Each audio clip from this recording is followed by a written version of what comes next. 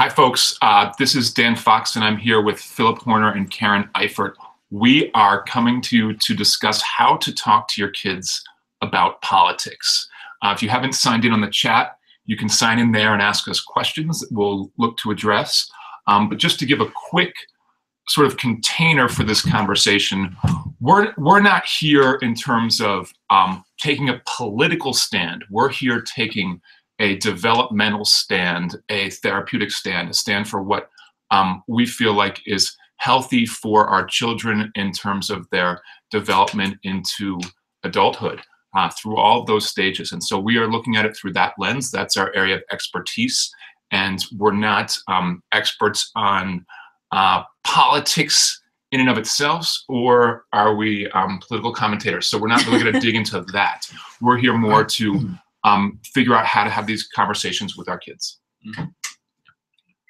So I want to just dive into one general idea to get us out of the gate, which is that we have some themes for the kids around what's generally helpful to talk about when we're talking politically. And keeping it positive is something that I think we're going to see with many of these themes.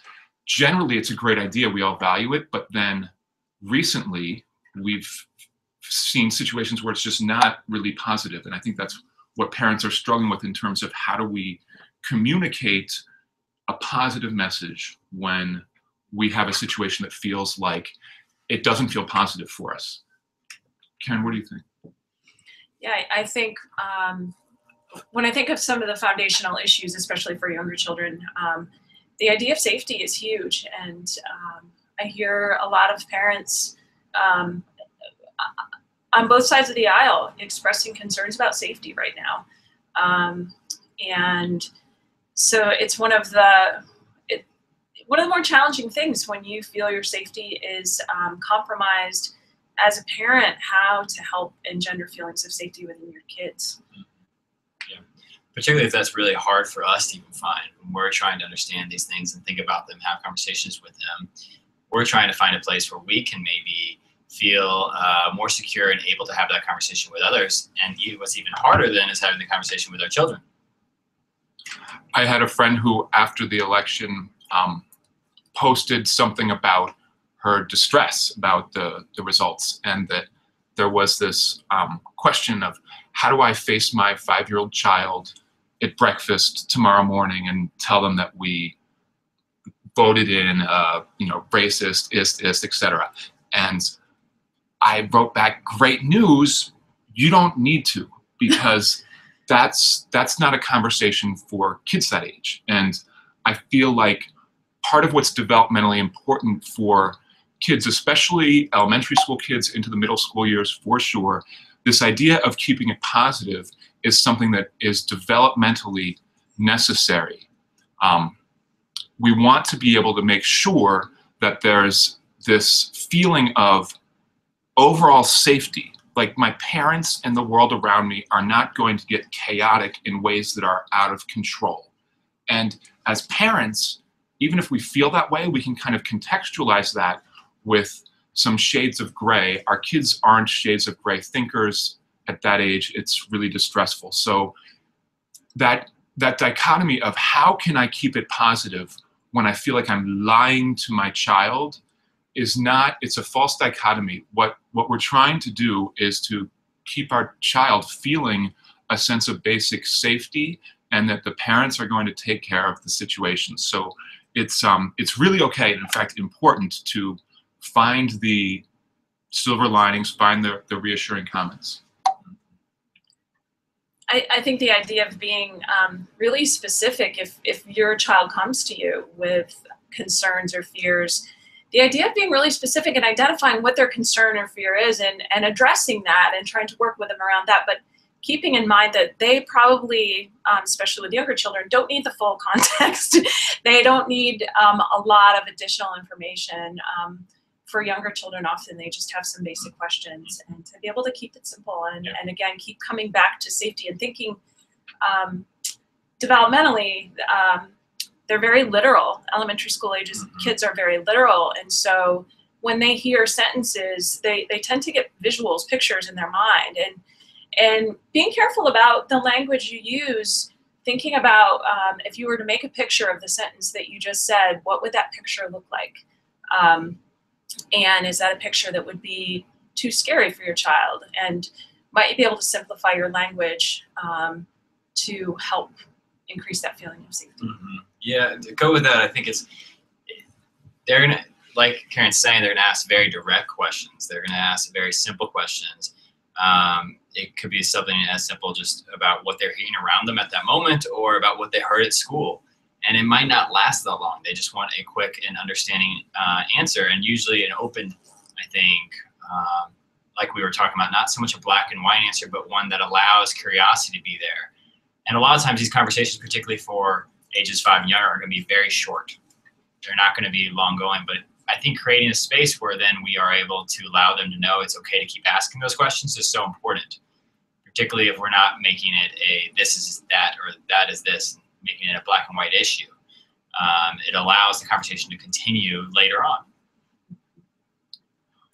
As we were preparing for this webinar, we were thinking a lot about how to make this information as useful as possible. And we decided that we wanted to interlace the theory with very practical issues, because there are a lot of topics out there in politics and in the world that are very tricky to talk about with our kids. So we want to actually dig into those conversations specifically as examples of how you might want to approach these kinds of topics. We don't have a linear, systematic, one kind of answer. It's going to be more the three of us speaking from our own experience, working with youth about what is going to be the most effective in these different situations. So we're going to start off with Black Lives Matter. And this one, I feel like, is an ongoing challenge for our society, and something that our kids hear about in different levels. So if you have a student who is in middle school or high school and there is a police shooting of a Black young man, that is something that may be brought home to you. And this is one of the challenges, I think, of being a parent, is that if we don't lead the conversation at a certain point in our child's development, they're going to hear it from other sources. Mm-hmm. And even if the conversations seem difficult and things that we don't want our kids to have to listen to, certainly by the time they're in high school, and typically by the time they're in middle school, mm-hmm.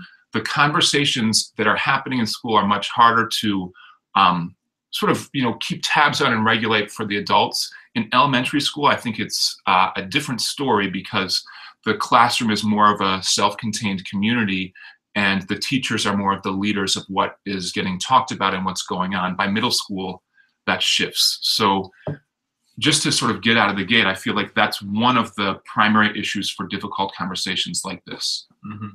Yeah, and this is we talked about this slide a lot because we knew it would bring up a lot of thoughts and it would bring up different opinions. And this is, Black Lives Matter is a political, but it's also a societal situation. And in that, our children coming home are going to hear different things. They're going to bring up different conversations from hearing what they have at school from their classmates, which again, we can be very black and white thinking at that time.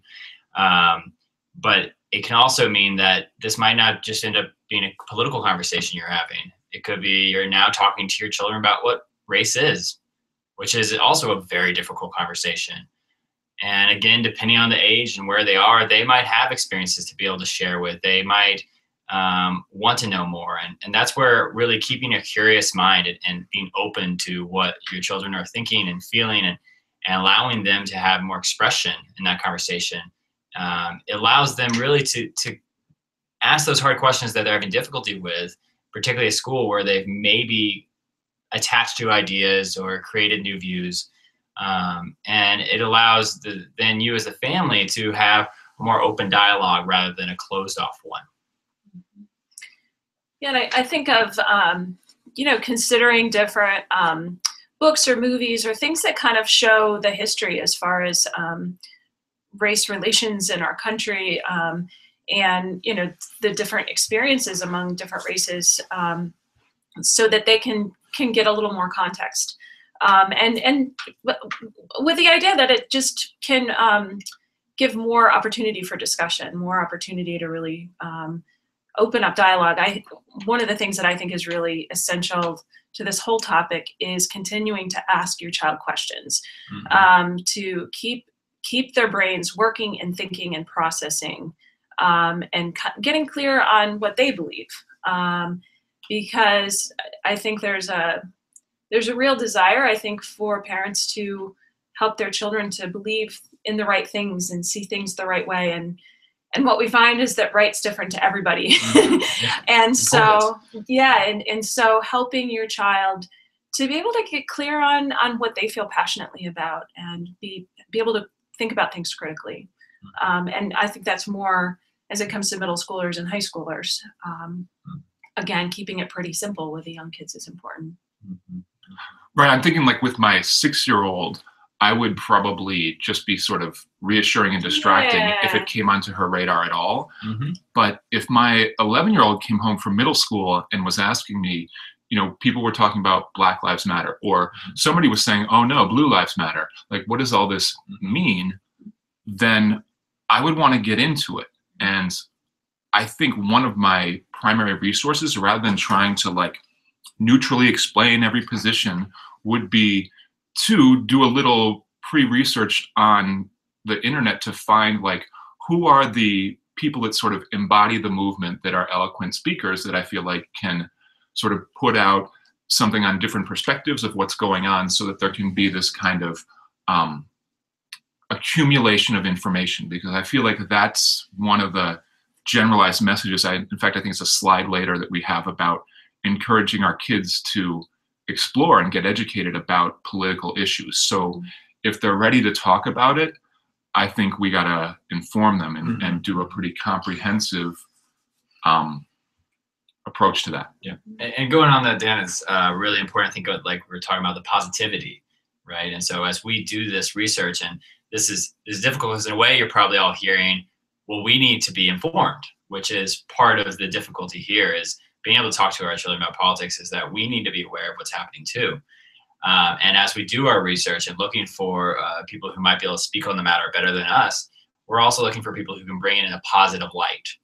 And we know that there always can be a negative aspects of what's happening. And so it's really important, I think, that we are trying to find that for ourselves to be able to open and be able to share that, so that our children can be looking at this from not such a one-sided position, but also an open position. And I'm going to add on that as well, the whole idea of helping your kids, your older kids, learn how to play devil's advocate. And with your younger kids, helping them to reflect on, well, how do you think that little boy felt? Or to get them thinking, not just about their perspective, but what would it look like from someone else's perspective? And I think that in so many cases is an essential skill, and kids typically like to talk about what their opinions are. And so, you know, I think of Black Lives Matter, and you know, there is there's the issue of police violence, and you know, helping kids to understand that this isn't a simple issue. This isn't, you know, one bad guy, one good guy, that there is a lot going on there. So that devil's advocate tool, seeing the other side tool, I think is a really important one. Yeah, nice. All right, we're going to move on to another sort of generalized principle that we want to take away from this, is that there's these fears that kind of come up when we hear the news. We know there's been a lot of fake news. There's been a lot of kind of fanning the flames, sort of sensationalized news that has grains of truth to it.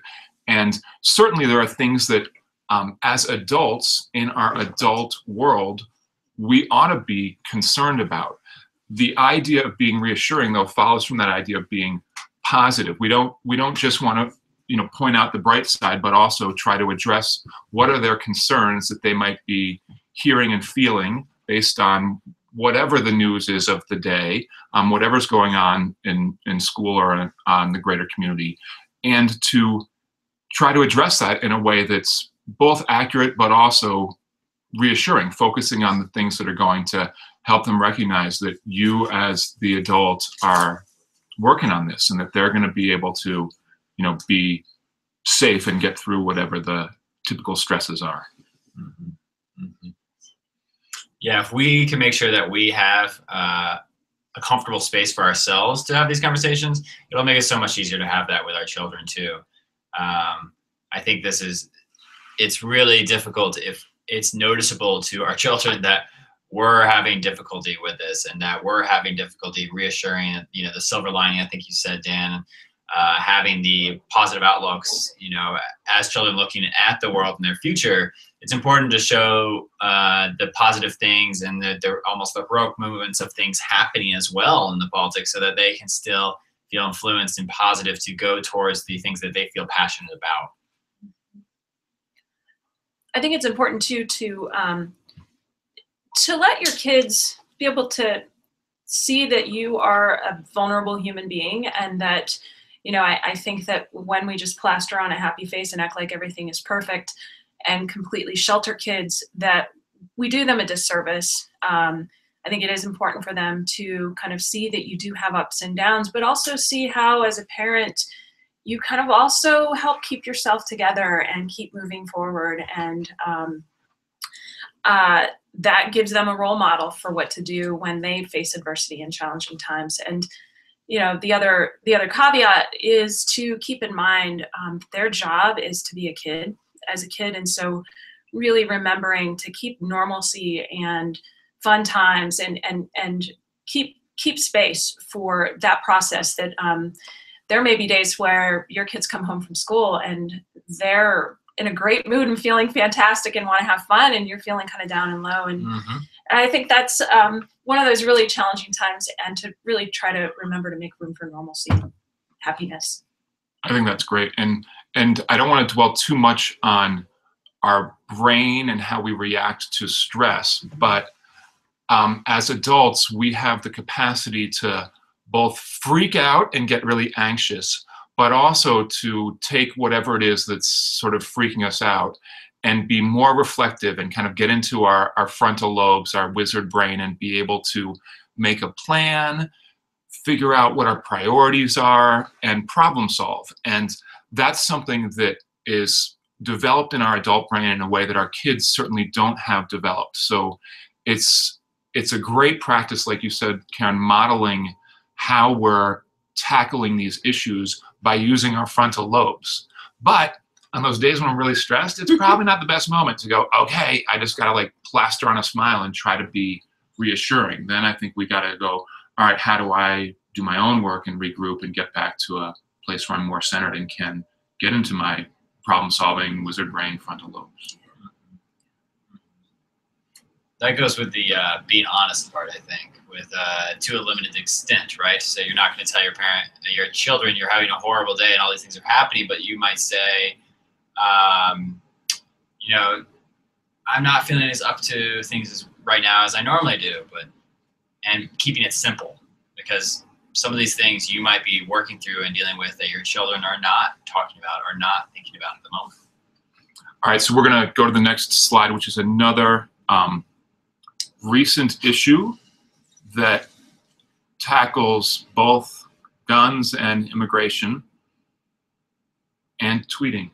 Right. All tweeting. together. We have to talk about tweeting today. Yeah, well, in reality, we do, because I might not be much of a tweeter, but I know that children do. Yeah.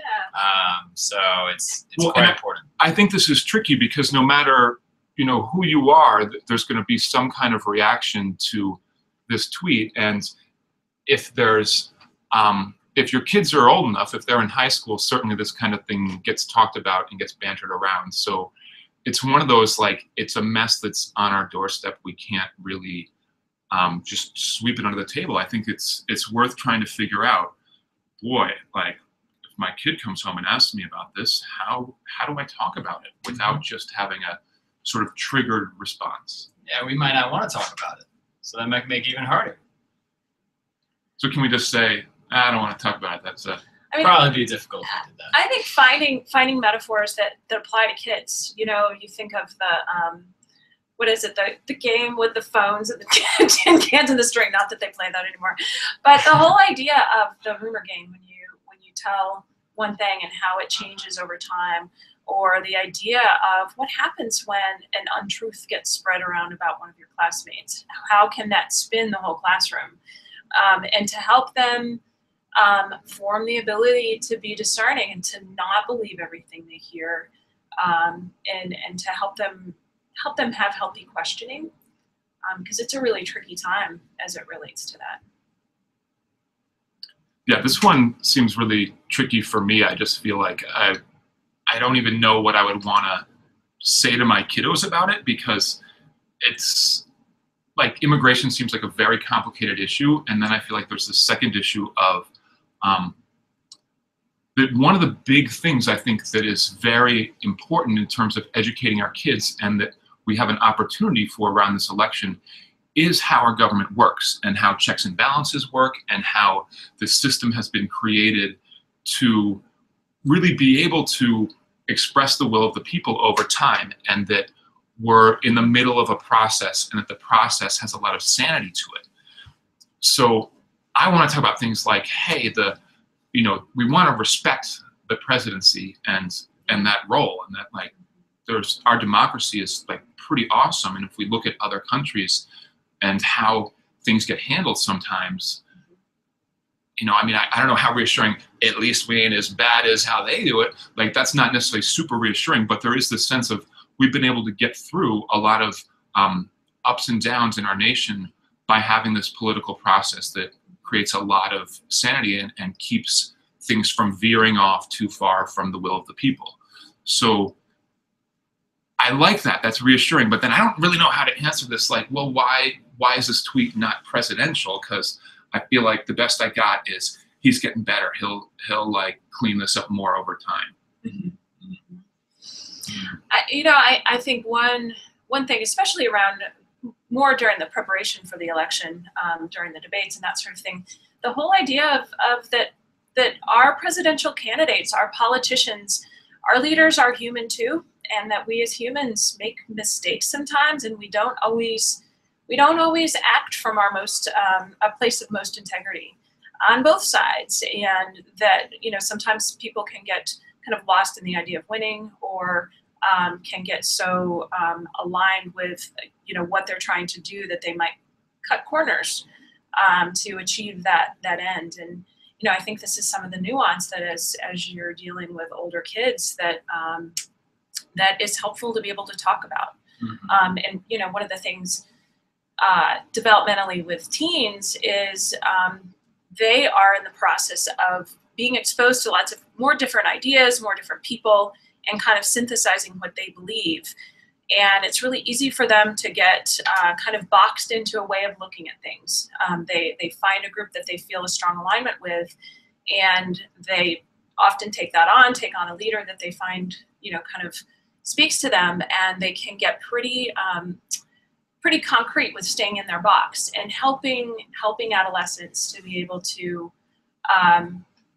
start seeing that there are other boxes out there, and other boxes that kind of overlay each other, and to help them understand those nuances, I think is a really important thing to help them continue developing through that stage. Yeah, I like that. Because as I look at this, I'm just thinking, I'm imagining people in this webinar right now might be thinking, well, how do I even talk about this with anybody? Mm-hmm. Like, because this is such a dividing thing. Mm-hmm. And it leads me to what you're talking about, which is keeping it out of the boxes so much, and keeping us more curious about what's occurring for not only ourselves, but our children or others. So I think it's always the best way when there's very heated topics, as this is this is, as we know right now, there's a very split divide about what people would think about this, and very strong feelings, as you said, Dan, that come up from it. So if we can be curious to ourselves about those, we might be able to be more curious with our children about what's coming up with this, and hoping that they're not taking just one strong side, and able to open their views as well. And I mean, I'm going to keep echoing this probably for the next half hour.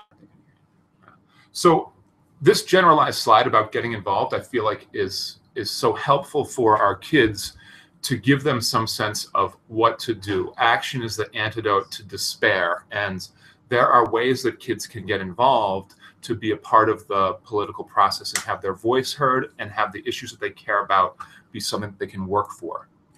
One idea that I read about was having your child, if your child has something that they're kind of passionate about, something that they're an interest, whether it's the environment or civil rights, that sort of thing, to have them, you know, kind of search and see where, helping them to understand, first of all, kind of what liberal and conservative means, helping them to get educated around that idea, and then also to kind of look at some of, look at the current administration's policies, and have them look at policies and get an idea about what they might be able to do to make change in the area that's important to them, find organizations. Because I think one of the things that tends to happen when we are in fear is we have a freeze response, and it really helps us to move out of the freeze response when we can find ways to take action and feel empowered. What we want kids to feel in this situation is that they have some power to make their world the kind of world they want. Mm-hmm.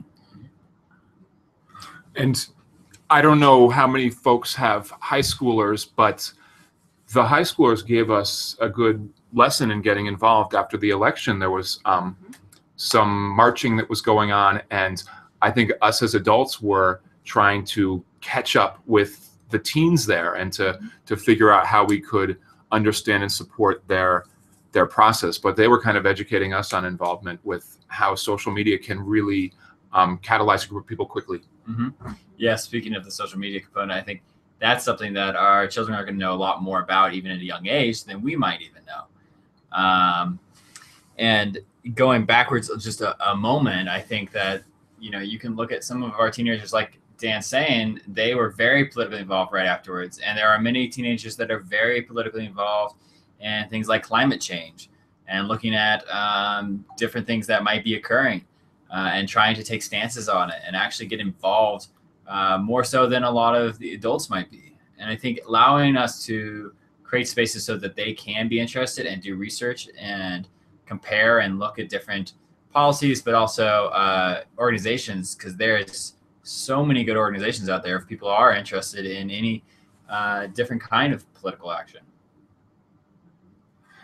And to be clear, at least from my vantage point, I don't want to speak for you guys, but I feel like we're talking about from what's developmentally healthy. Mm-hmm. If we're distressed about something, taking action is important. So in regards to political issues, getting involved is a way for kids to feel empowered around something they might otherwise feel overwhelmed about. Yep.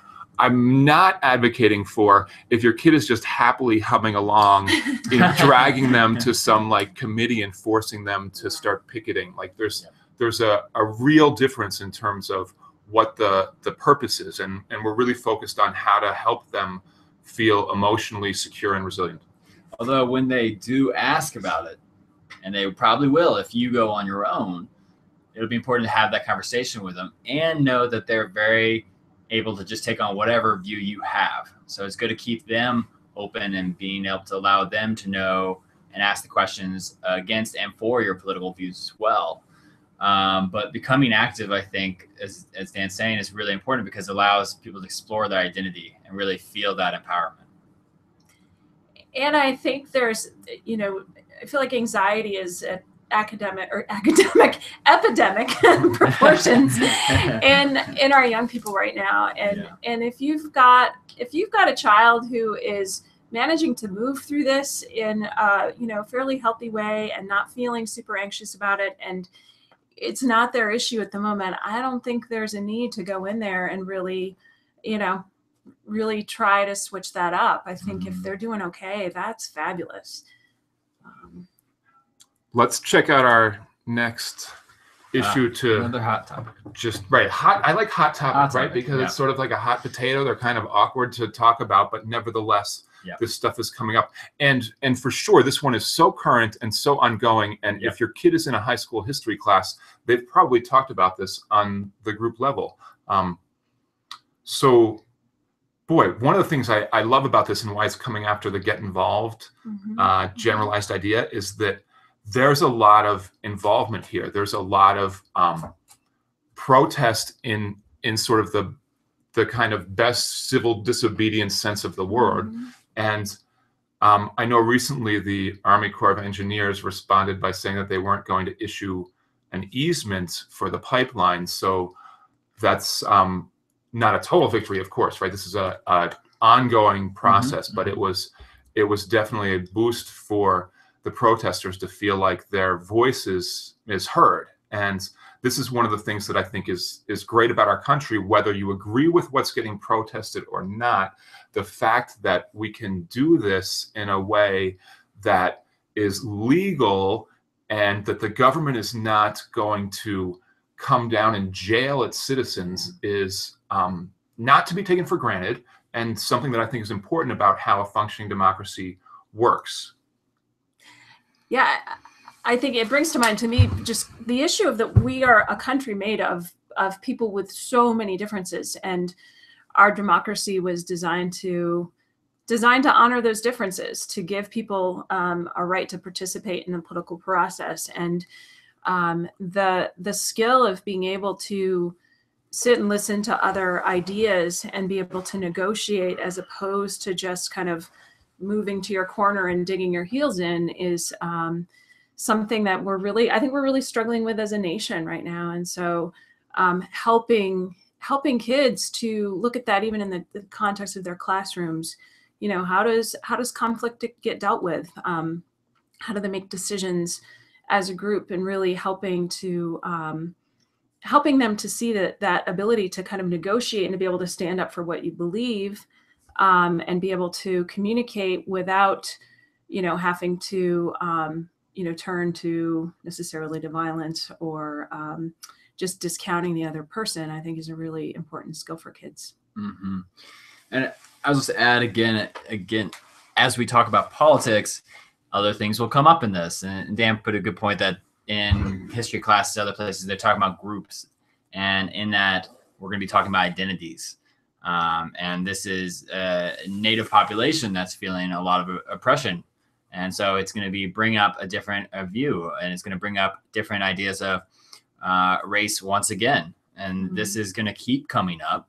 And so I think it's an important topic that I think our children, depending on their age and where it is appropriate, and I would say when you're getting into middle school and high school, honestly, early on, children are thinking about this, and they're looking at themselves, looking at other people, and trying to understand the differences, that these things are going to come up. And this is where it makes it harder as parents, that we're having to try and understand this in our own light and what we can about it, and be up to date as much as we can, so we can offer our children that non-biased, open view, so they can explore their identity. And I think it was talked about earlier about the empowerment of action. And I think the same thing applies when we're looking at our identities and we're thinking about them, because as much as this is a political issue, this will bring up, well, who am I, and what part do I have to play in this, and why are these people who look different? And so it's coming up with so many other questions that will suddenly be raised.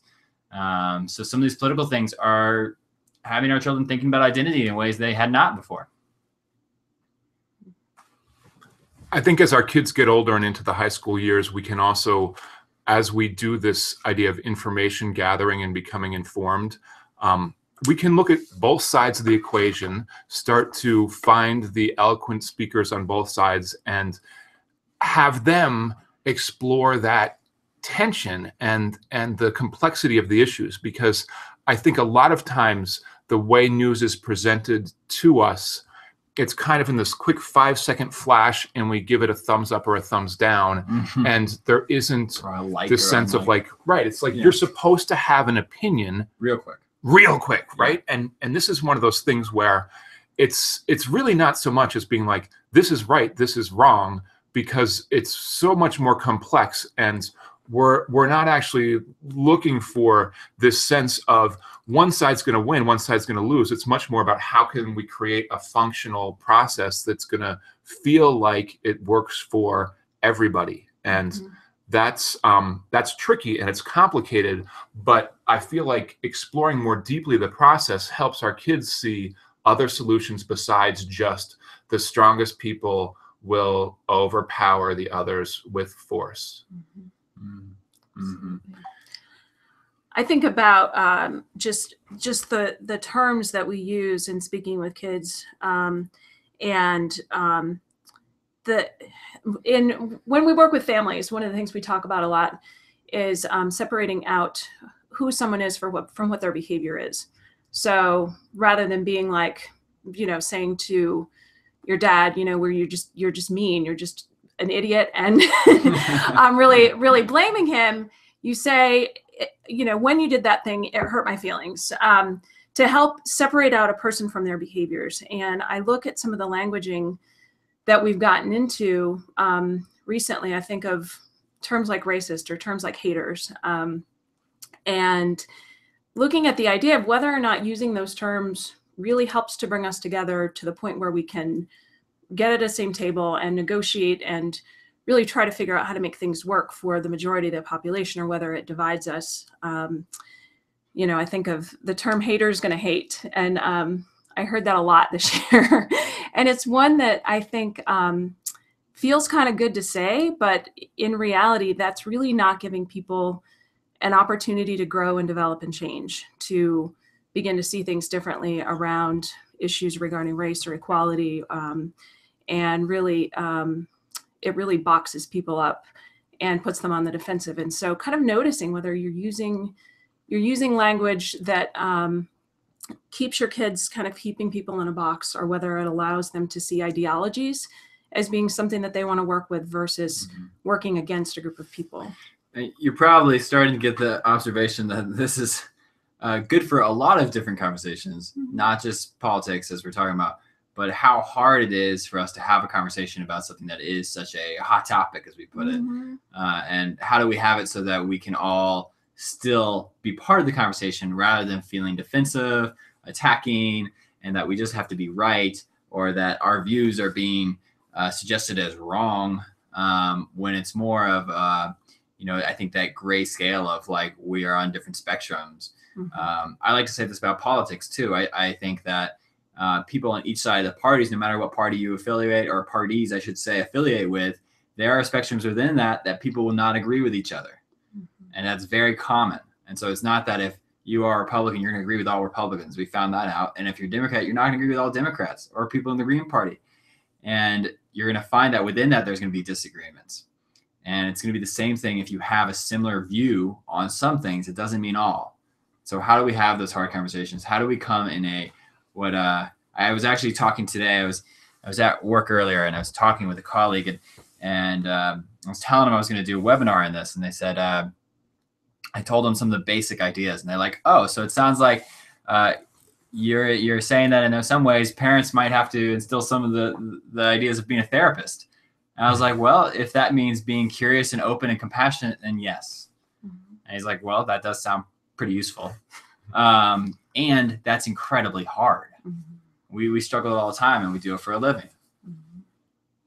I want to talk a little bit more about language, because I feel like there's a pitfall that we get into culturally, which as parents, we might even want to name with our kids, which is that these conversations bring up so many feelings and are so intense that we get into this kind of gotcha dynamic where it's like, oh, what you said was racist. Gotcha, you're racist. No, I'm not. Yes, you are. No, I'm not. And it doesn't really get further than that. And it's calling out people. Right. And so I feel like, there's a current example with this. If people are aware of LeBron James in sports, Phil Jackson, who is a general manager, said something along the lines of LeBron and his posse. And LeBron took quite a bit of offense at that term being used to describe his very successful friends who are successful businessmen who are also young black men. And he felt like that term wouldn't have been used that way. However, it feels like the conversation has gotten to the point of, Phil Jackson's kind of a racist, and Phil Jackson now saying, no, I'm not. And the two of them saying they don't have plans to talk to each other.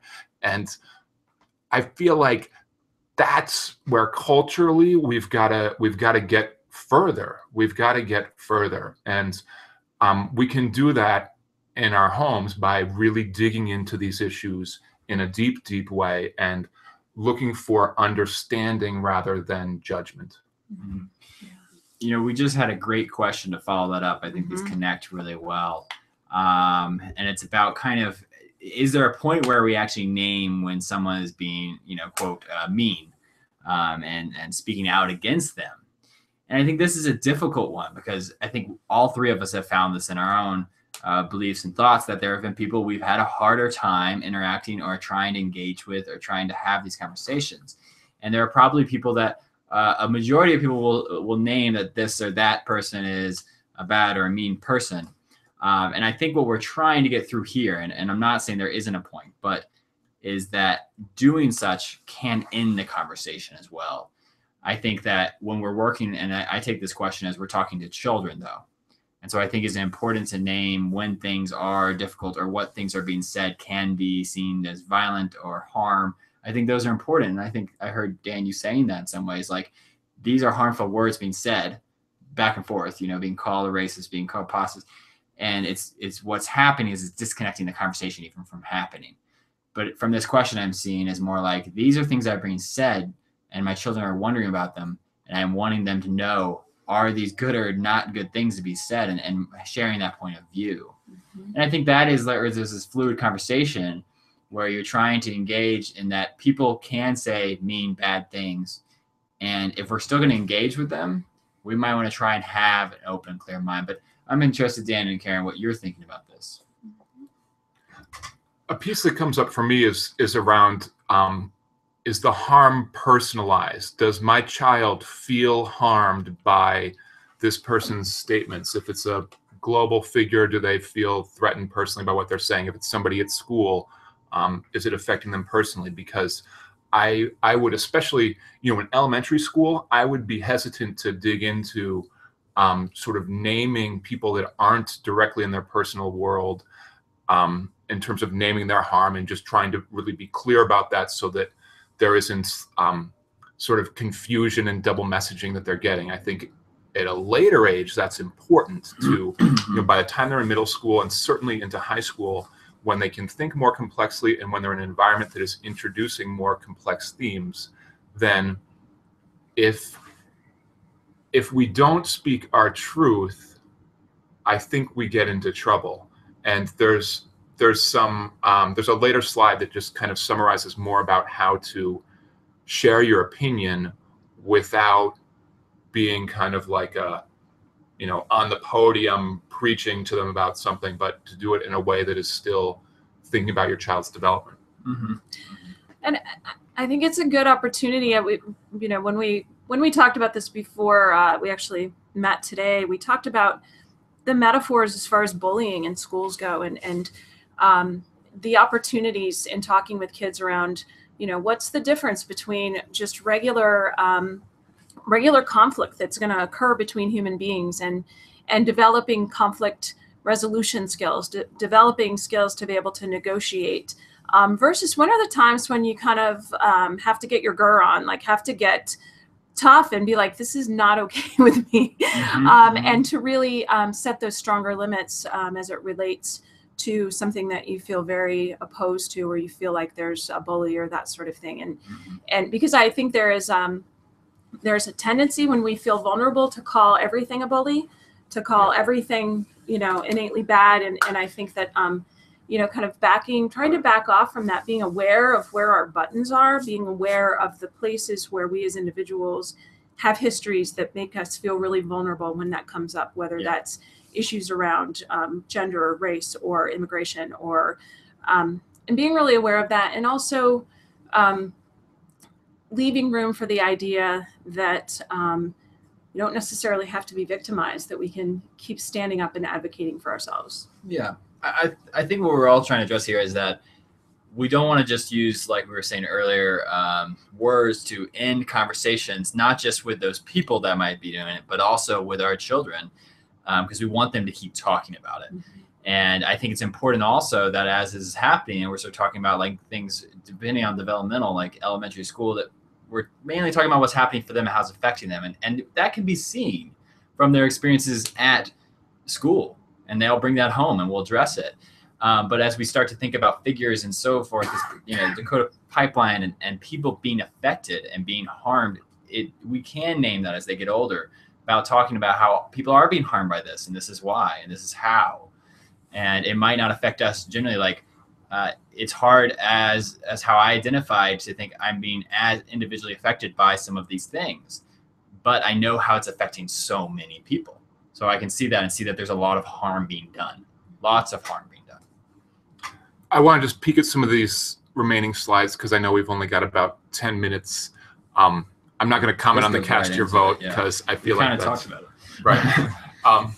But we had this funny little cartoon that just was bringing up immigration deportation policies, which is something that I've actually been hearing from some of my clients who have friends in this community who they aren't sure of their immigration status and they aren't sure what it means for them being in the country. And I think that's a really tricky one. It's like, how do we reassure that particular issue for kids? And I can certainly, it's kind of like what I said earlier about how, you know, when I like reflect on the campaign rhetoric, that if I'm trying to be sort of parental and supportive and understand their development, I'm going to be trying to find things that are more reassuring about the unlikelihood of doing that, that there's not going to be Muslim ID cards and that kind of thing. But when I put on my sort of more judgmental hat, it's a much trickier conversation to not get hooked by things that are triggers.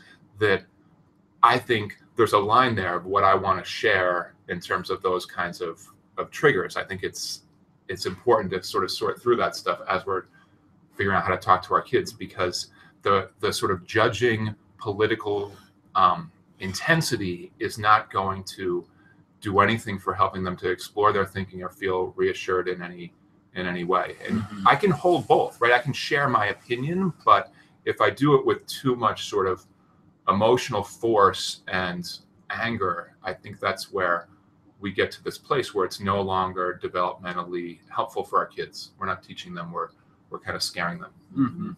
Well, and that's a great place where they can take action.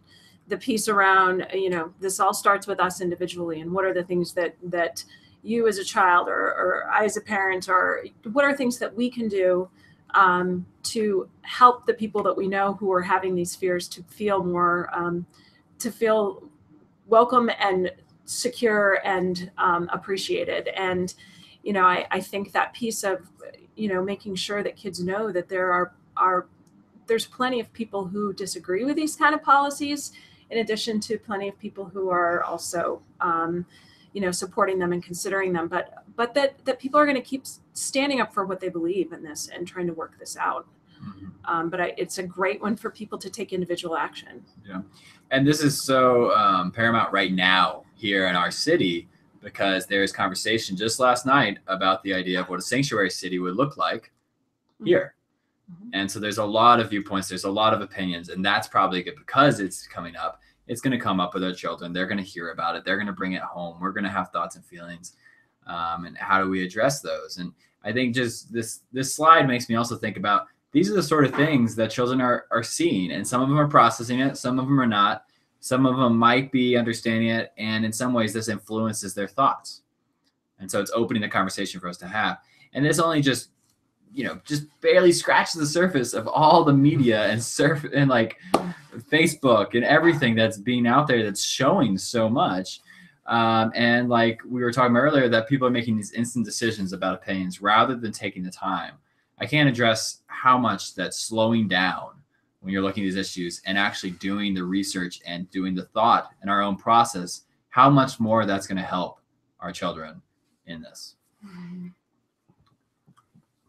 I think this is the slide of the day, right? It just touches on so many of the different issues. I think it's funny and also it's an influencing slide. Right. Yeah. It's right. You can bring this slide up with your kids and spend an hour.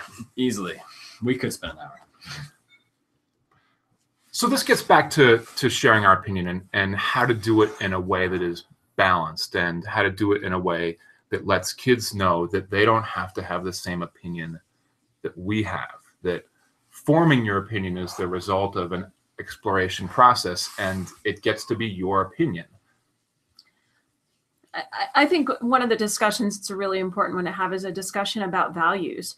each person has their own individual values and what feels really important to them. And I think it's a great discussion to talk with kids about and ask them questions. What are the things that are really important to you?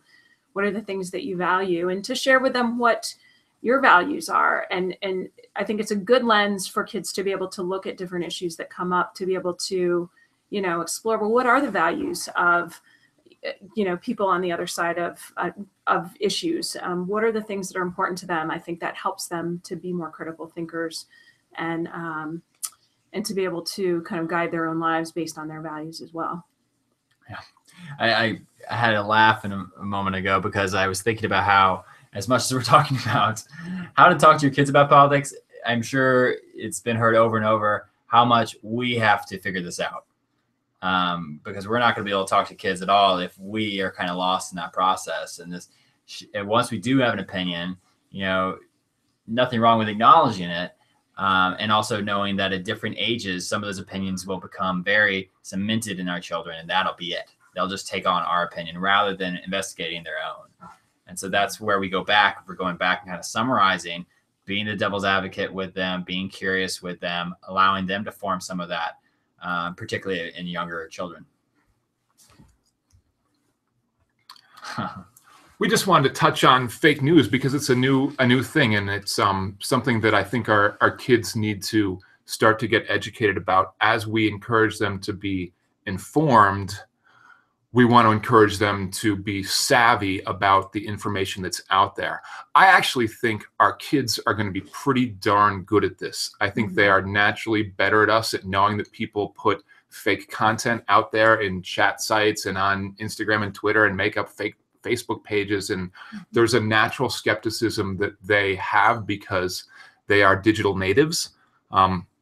I think we just want to extend that and talk about that in more detail around politics, how it happens, why people do it. And, you know, there's some examples out there like the Pizzagate, of course. I think people have heard about that, where the fake news story actually generated somebody who went to this restaurant to see if, in fact, there was a sex slave ring that Hillary Clinton was running out of the back of the restaurant, I think. So this stuff is out there. It does get airtime, and it's something that rather than just shaking our heads and going, oh, for shame, which it is a shame, we want to help our kids feel like they're competent at being able to sort through this stuff. And certainly one of the good ways, if you get information, is to check some of your known sources. The more we encourage them to be becoming informed, the more there's going to be a process through which they check information so they can feel like it's valid. Mm-hmm. Mm-hmm. I just want, in the last couple minutes, to kind of pop onto the idea of just self-care as being really important right now, and noticing when you're, as a parent, getting overwhelmed with all of the news you're seeing or all of the things that are going on, and to be aware of that. And we talk a lot about resourcing in the therapy land, the ability to kind of pull yourself back together when you're feeling upset, anxious, dysregulated, making sure you're taking care of yourself, making sure that you model for kids that they need to take care of themselves, that life needs to also be able to be fun and normal when difficult things are going on. And that even in the middle of all of this stuff, you still have good times together, family dinners together, you know, go out and spend time in the community together, because they are kids and they're feeling what you're feeling. And so the more you can help to dial in what's going on for you, the better they'll do as well. Yeah, and I could do a whole webinar about sleep, and I'm sure we could have a fun conversation about that. But that it being one of the most important things right now, too. In the midst of all this, we're all having a lot of emotional feelings and different reactions to all of this, and that's extra draining. And sometimes we're wondering why we're extra tired. That might mean we honestly need to get a little more sleep, and trying to prepare ourselves for these days ahead as we continue to have these conversations, because this is only going to get bigger in the coming months. I believe that more and more of these conversations are going to come up. So the more we feel prepared and ready for it and able to be there for our children, hopefully the easier these conversations will go and less distancing and disconnecting. So a note for that journey, if we are kind of in this marathon where we're trying to pace ourselves through this process and these kinds of conversations, I think part of that is about being intentional about your news intake. The 24-hour news cycle is made to kind of create shock and outrage so that we will click on these stories and continually learn more and more stuff that just is meant to be emotionally triggering. It's written so that it's emotionally triggering. And if we sit there for hours and hours, like I have done many times in the last couple of months, clicking, it's something that is not necessarily good long-term self-care, right? If we're going to take the marathon approach, we want to be intentional about when we're letting this information in and how it's affecting our overall life balance and self-management, because as parents, we need to really take care of ourselves so we can take care of our kids. All right. I think that's it for today. Thank you guys so much for listening. Thanks to Karen and Philip for being experts on our webinar today, and we'll talk to you guys at another point. Check out our other YouTube videos on the Boulder Psychological Services YouTube channel. Thank you all. Dan, as well. Thank you, Dan.